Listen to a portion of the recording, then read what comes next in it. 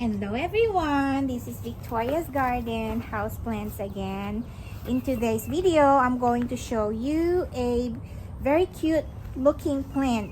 It's one of my lists, so I'm gonna scratch that off in my wish list. Let's see how cute this one is. So the seller put it on a box because I asked him to do it. Shout out to the seller. Hello. He's from Houston, I think. Yes.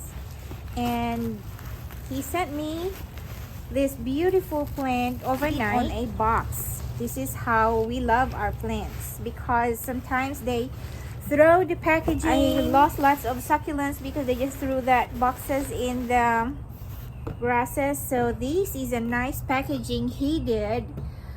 So that the plant is protected. So one way of packing your plants, especially if those are the expensive, cute looking rare ones, is to put them on boxes like this. See, let's see if it made it.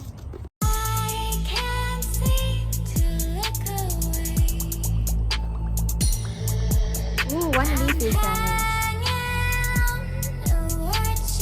Baby leaf.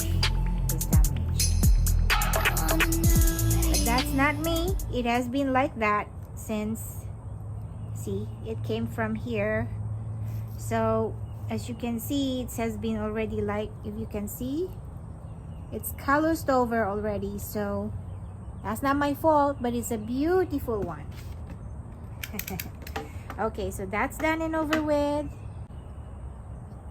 Do you know what this is? It's a Philodendron Strawberry Shake.